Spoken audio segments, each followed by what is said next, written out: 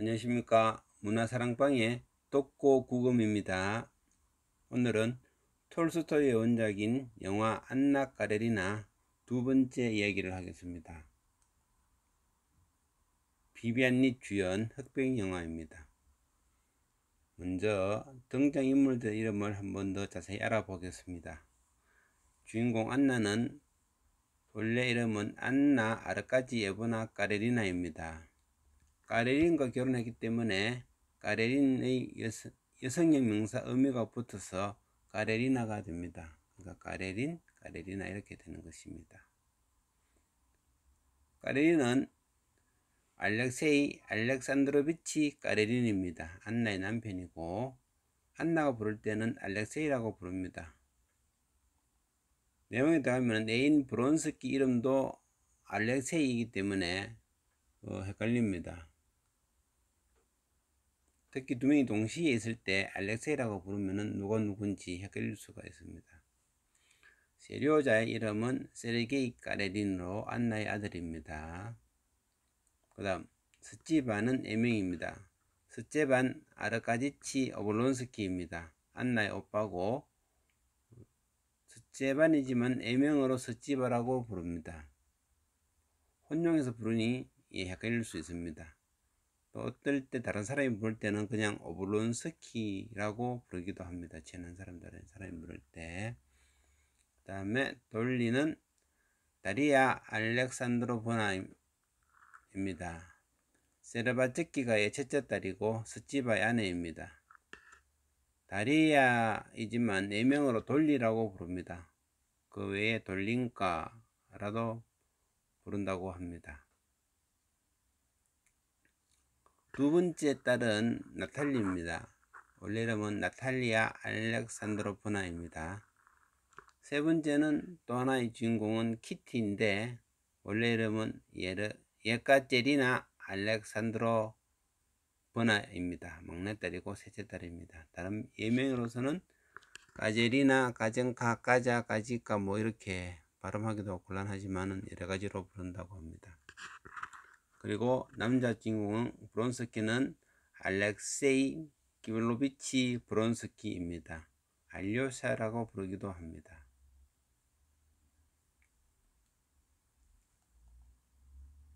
다음 베시는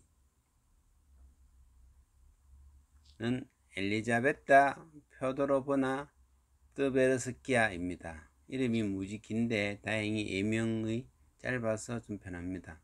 브론스키의 사촌이고 안나의 친구입니다.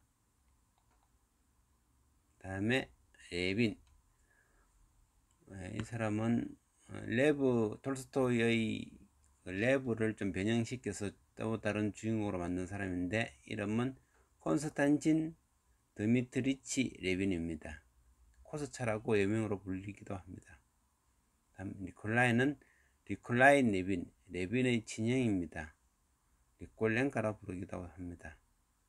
다음 세르게이 이바노비치는 레빈의 이복형입니다.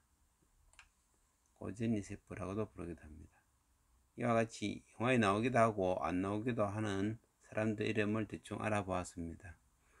우리나라에도 옛날에 호, 아, 호, 자 등 이름이 많기 때문에 뭐 따질 것은 없지만 어쨌든 상당히 복잡하긴 복잡합니다. 비비안 리 주연의 영화의 시작은 책으로부터 시작합니다. 책을 보여주면서 책의 첫 문장을 보여주면서 시작합니다. 제1장 첫 페이지에 유명한 문장이 나옵니다. 행복한 가정은 서로 닮았지만 불행한 가정은 제각기 다르다. 오블론스키가엔 혼란의 그늘이 드리워져 있다. 이렇게 시작합니다. 이거 책의 첫째입니다.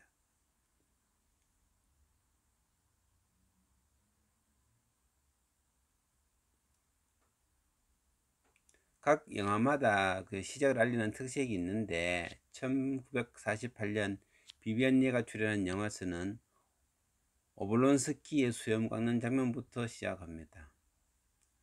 그 오빠 오블론스키가 프랑스 가정교사에게 연애편지 쓴 것을 부인에게 들켜서 고생하는 것을 해결하기 위해 안나가 모스코바로 올라와서 결국 돌리를 설득시킵니다. 마침 둘리의 동생 키티도 와서 반가워합니다. 그 전에 여기에서 만난 브론스키는 밤에 오빠 집에 볼일에서 왔었는데 계단에서 서로 눈이 마주치면서 이상한 느낌을 서로 가지게 되게 됩니다. 그리고 모스크바의 상류 사교계의 무도회에 참석하게 됩니다. 무도회 날 키티도 참석하고 브론스키도 참석합니다. 브론스키가 안나에게 가는 도중에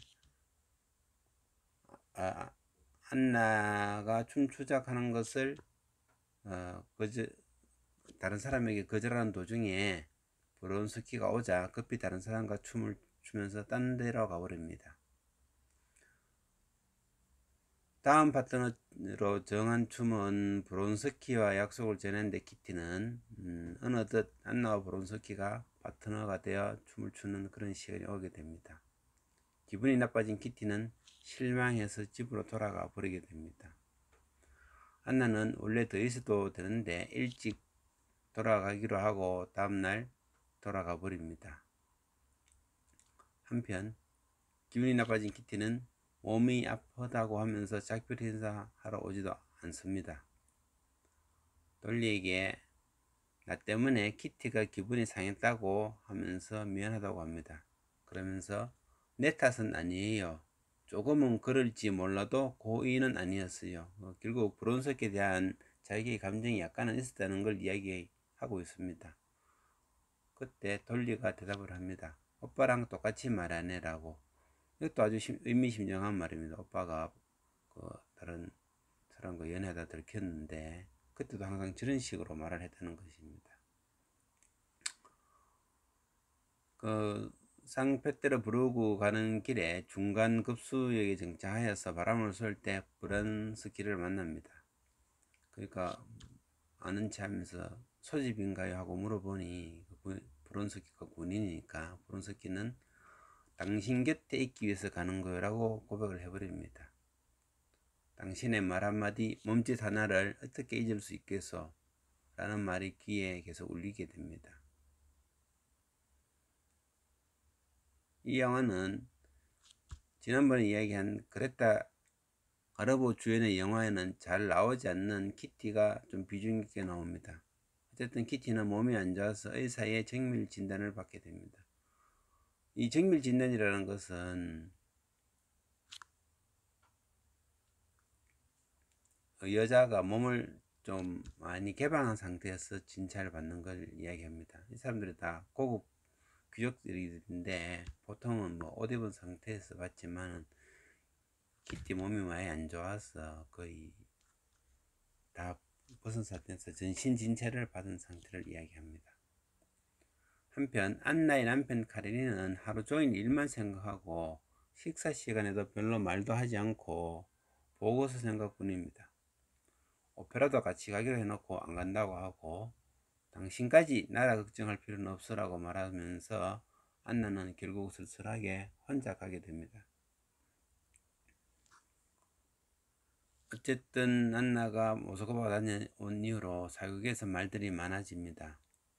브론스키 백작이 거느리라고 그런 소리가 많아지고 있습니다. 한편 안나의 연애를 욕하는 귀족 부인들이 심령수를 믿어서 강혼술놀이를 자주 하곤 합니다. 이 영화에서는 강혼술에 관해서 조금 심도가 내렸는데 그것을 영화에는 없지만 소설에서는 레빈이 비판하는 내용이 있습니다. 교육받은 계층이 농민들보다 더 뛰어날 게 없다는 것을 그 회전하는 탁자가 증명해준다 라고 말하는 것입니다. 부인들이 귀신을 직접 봤는데요 라고 말하자 레빈이 시골 안악들도 직접 귀신을 봤다고 이야기합니다 라고 대꾸합니다. 즉 강신술은 우리나라 분신사바 하는 거랑 비슷하다고 생각하시면 됩니다.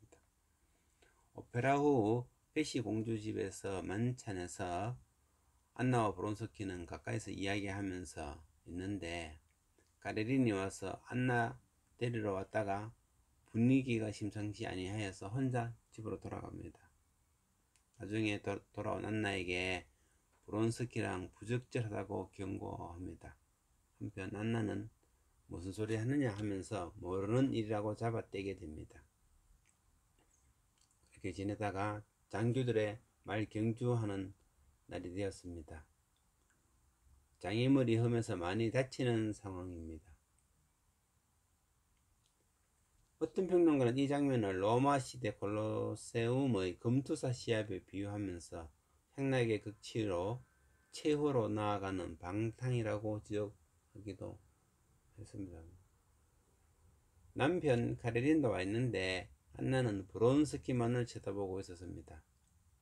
이 영화가 자극적인 사랑 장면이나 군인들이 나와서 전투하는 장면이 없기 때문에 보통은 경마의 장면을 아주 화려하게 잡아줍니다. 그렇지만 브론스키가 장애물에 넘어지자 과하게 놀라는 안나를 보고 카레린은 집으로 돌아오는 마차 속에서 소문을 들은 대로 사실로 드러난 행동이었다고 핀잔을 주게 됩니다. 그러자 안나는 안나는 사실이라고 말해버립니다. 그래서 카레린은 변호사에게 가서 이혼을 준비하게 됩니다. 한편 안나는 오페라 관람에 가서 다른 부인들의 이야기를 듣게 됩니다. 10년간 남편과 정부 사이에 있던 어떤 여자가 욕을 먹지 않는 이유는 그녀가 사회 간섭을 거르지 않아서란다 라고, 즉 안나가 깊이 빠지면은 비극으로 끝난다는 이야기를 듣게 됩니다. 그것이 이 영화의 주제 중에 하나인데, 사회 간섭에 따라서 그냥 빨리 끝내라는 이야기인데 오래오래 잘못하면은 비극으로 번진다는 이야기입니다. 어느덧 세월이 흘러서 고위공무원 회의 중에 카레린은 안나가 위험하다는 정보를 받고 집으로 돌아옵니다. 안나는 아이를 사산하고, 이것도 좀 문제인데 소설에서는 딸을 낳아 잘 키우고 있습니다. 아이를 사산하고 몸이 위독하다는 이야기를 듣게 됩니다. 아기를 놓고 산역률에 빠진 안나는 또 꿈에 보던 무시무시한 사람을 또 보게 됩니다. 한편 죽어간다고 하면서 카레린에게 용서를 빕니다. 나는 예전 그대로예요. 내 안의 또 다른 내가 사랑에 빠졌어요. 좀 아직 인간애가 남아있는 카레린이 죽어가는 안나를 보고 나서 정신적으로 높은 경지로 올라가서 브론스키에게 안나를 용서한다고 이야기합니다. 살기만 하면 그녀를 받아들일 생각이요, 혹은 죽든가. 그러니까 안나가 죽으면 죽는 대로 살아나면은 이혼 안하고 용서하고 카레린이 받아들인다 하니 브론스키는 참 진퇴양난입니다. 그래서 브론스키는 권총 자살을 시도했으나 좀 실패하게 됩니다. 한편 레비는 농사 짓는데 농부들과 같이 풀 제거 작업을 하는 중입니다. 그때 독일로 가서 온천에서 요양을 마치고 오는 키티 가족과 키티를 만나게 됩니다. 오해를 풀고 키티와 레비는 결혼하기로 합니다. 그래서 키티와 레비 커플은 결혼식을 마치고 신혼여행을 떠나고, 안나와 브론스키 커플은 그동안 또 안나도 산후열에서 나아지고 브론스키도 자살하다 실패했다 상처가 났어서 둘이 또 만나서 도망을 가버립니다. 또 다른 의미의 신혼여행이 되겠지만, 예. 근데 키티는 결혼 후에 신혼여행을 멀리 외국으로 가는 게 아니고 그냥 레빈의 집으로 가버립니다. 아주 드문 현상이죠. 보통 신혼여행을 이 부자들은 6개월씩 1년씩 가는 그런 시기였습니다. 지난번에 그 콜로라 시대의 사랑에서 주인공 여자가 신혼여행 1년 반 다녔다고 그때 이야기했습니다. 안나 브론스키 커플은 이탈리아 여행을 계속하다가는 소도시에 정착하게 되고, 브론스키는 고향에 있던 러시아 군인이 거기 와 있는 걸 보고 좋아하고, 안나는 또 동네 어린아이들을 보고 좋아하게 됩니다. 결국 한 6개월 정도 신혼여행 하다가 시골 영지로 자기들 고향으로 돌아오게 됩니다. 안나가 떠난 뒤 가레린의 친구인 리디아 백작 부인의 집안일을 돌봐주고 있는 상황입니다. 안나가 아들 생일날 만나려 하자 만나지 못하게 막기도 합니다. 그렇지만 아침 일찍 가서 만나고 옵니다. 그래서 가레린을 만나서 이혼해달라고 하지만 거절당합니다. 한편 브론스키의 어머니는 안나를 사귄다고 꾸중듣습니다. 지난번 기차에서 같이 탔지만은 길벗으로는 좋지만은 며느리감은 아니다는 거죠. 예. 그래서 브론스키 어머니가 마음에 두고 있는 사람은 소로스키 공주라고 자꾸 언급이 되자 안나는 불쾌해지고 질투가 시작됩니다. 안나 까레리나는 오페라에 또 혼자 가기로 하고 브론스키가 말리자 그래도 혼자 갑니다. 오페라에 가보니 브론스키가 엄마한테 효도한다고 어머니랑 소로스키 공주랑 같은 자리에 앉아 있는 것을 보게 됩니다. 신경질이 나게 됩니다. 한편 안나는 옆자리의 사람과 인사하다가 그 옆에 마누라가 핀잔을 줘서 또 기분이 나빠서 돌아오게 됩니다. 결국 안나는 브론스키 마음이 변했는지 계속 불안하게 됩니다.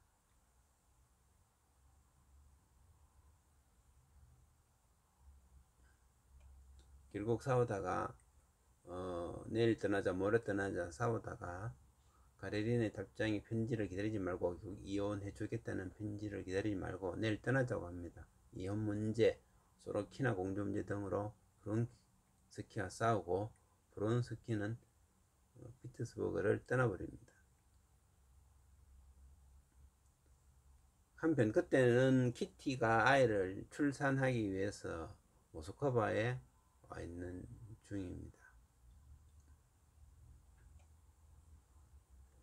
한편 브론스키의 편지를 보고 브론스키가 어머니 소망대로 소로키나 공주와 결혼할 것이라는 것을 의심하게 됩니다.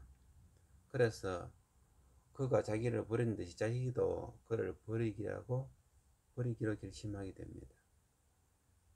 그래서 기차를 타고 모스크바로 가다가 중간에 급수하기 위해서 정차한 걸린역에서 바람 쐬러 내리게 됩니다. 그렇지만 생각이 많아서 돌이키기엔 너무 늦어버려서 하면서 달려오는 기차를 향해 뛰어들어 버립니다. 마지막 영화 자체 자막은 영혼의 불꽃은 그녀 자신도 예상치 못한 인생의 한 켠을 환하게 밝혔다. 그 불꽃은 차츰 맹멸해 가더니 급기야 영원한 암흑만을 남겼다라고 나옵니다. 안나의 누운 모습을 보여주면서 영화는 끝이 납니다. 결국 이 영화는 소설로 보면은 전체 8장 중에 7장에서 끝이 나버립니다. 이 영화도 안나 이야기에 집중하여서 키티와 레빈이 나오긴 하지만은 아주 디테일하게 많이 나오는 건 없습니다. 그렇지만 이 영화가 그나마 다른 것에 비해서 좀 장점 중에 하나는 번역된 대사들이 매우 시적으로 아름답게 되어 있어서 다른 영화들보다는 좀 고급스러운 그런 느낌을 주긴 합니다. 이 영화는 비비안 리가 바람과 함께 사라지다 후 8년이 지나서 만들었지만은 아직도 그 바람과 함께 사라지다 이미지가 많이 있는 듯해서 연기력 평가는 높지는 않습니다. 1948년 작품으로서 1935년작 그레타 가르보와 13년 차이로 만들었고 둘 다 흑백 영화입니다. 이 영국 영화사에서 만든 것입니다. 그래서 그리고 이후에 만들어진 소피 마르사가 주연한 영화는 1997년 그 다음에 2002년 키라 나이틀리 작품 등은 모두 컬러 작품으로 우리가 차이가 많이 난다고 하겠습니다. 다음 기회에는 소피 마르사 주연 작품을 알아보도록 하겠습니다. 감사합니다.